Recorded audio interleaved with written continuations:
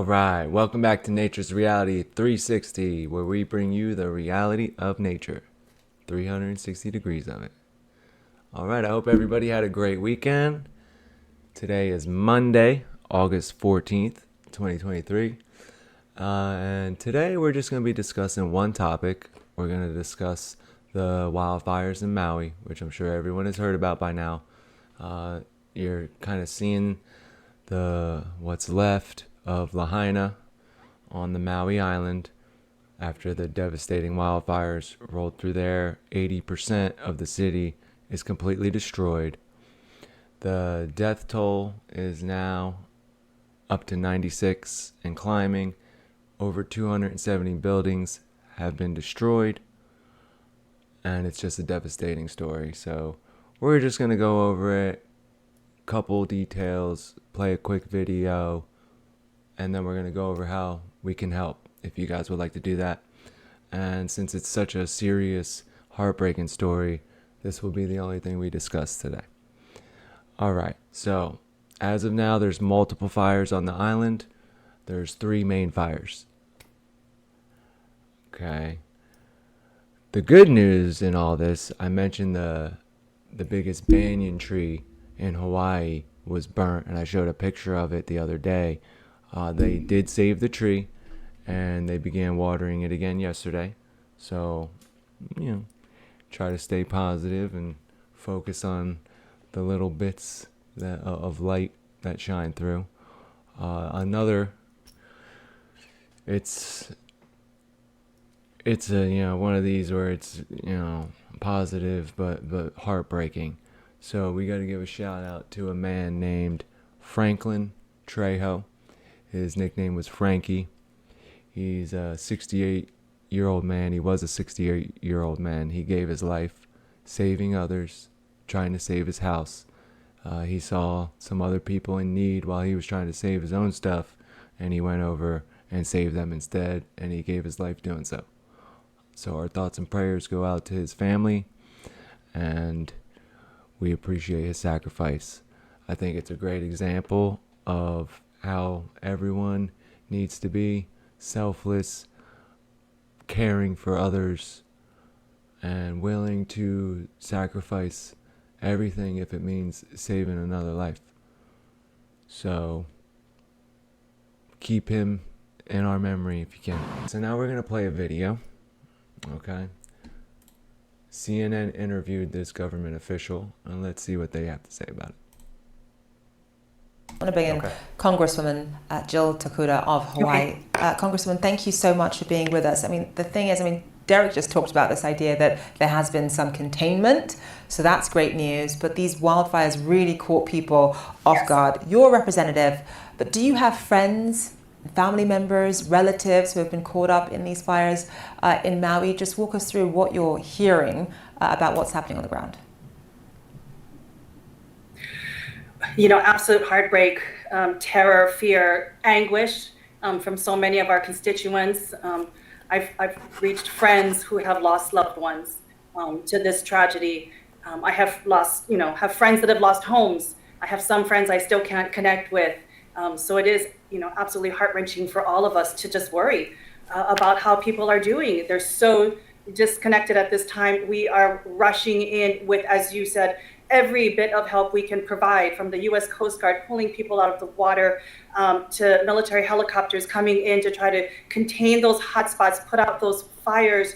Firefighters from all of our islands really converging to try to help, in this situation. But the reality is, as day breaks today for a second time, really trying to take in the aftermath, combing through the wreckage. It is a search and rescue operation at this particular point, and it's going to be a long road ahead for all of us. And we're just bracing ourselves and really trying to pull together as a community to support each other. The entire communities have... Okay. So the reason why I wanted to play that was because we're getting some mixed stories now.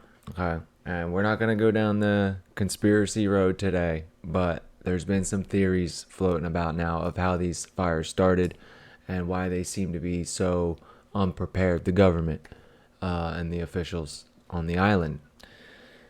You may have heard of the laser theory. We're not gonna, like I said, we're not gonna go down those rabbit holes today. But there's a lot of different theories, and some of the residents are reporting that there was no alert, there was no evacuation notice. So that raises a lot of questions. Cole Millington spoke with CNN, and he stated that there wasn't really any evacuation notice for us. That's a quote from him. He said the only warning was the huge plume of black smoke. That was it.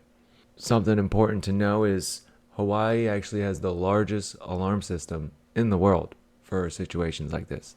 It's equipped with over 400 alarms, and on Maui specifically, they have over 80 outdoor alarms. None of these alarms went off. They remained silent the entire time.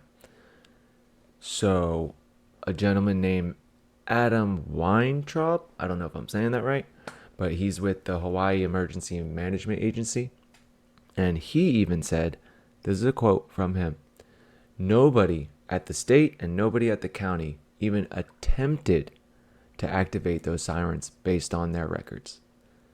So why is that? Alan Vu of Lahaina, he stated, my cell phone had warnings of strong winds and possible fires, but no real warning, like an Amber Alert. When it vibrates your phone, makes all the loud noises, none of that. So, why didn't the alarms go off? What do they have them for if they didn't use them? Some officials, the governor I read, stated, oh, well, we did the cell phone alerts, we did the TV alerts and the radio alerts. Well, newsflash, the power was out across the entire island. So the TV doesn't help, the radio doesn't help when you got no power. The cell phone service was knocked out almost immediately, reports are saying. So the cell phone alerts don't really work when your phone doesn't work, or you can't charge your phone, or you got no service, or whatever the issue is. The alarms are made for this exact reason.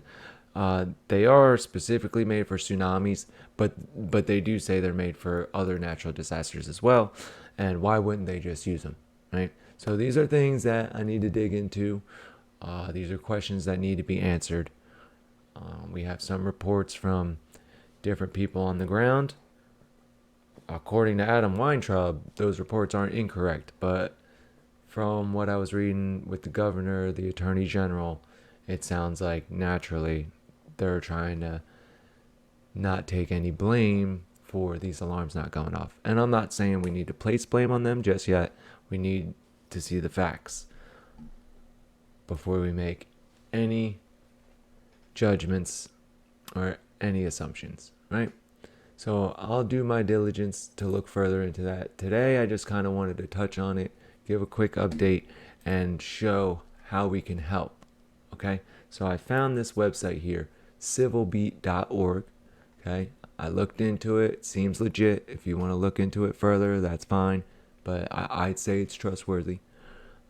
They have a lot of different places here you can donate, right? Hawaii Community Foundation, Maui Food Bank, Maui United Way, Salvation Army.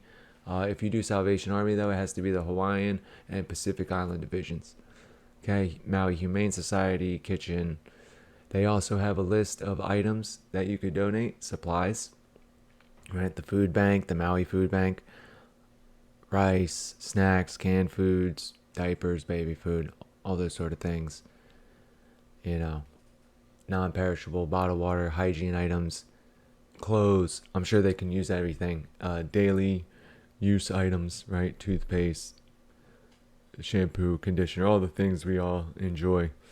And here you go. See, this is what I was worried about, scams, right? Because unfortunately in these hard times and natural disasters, people try to scam.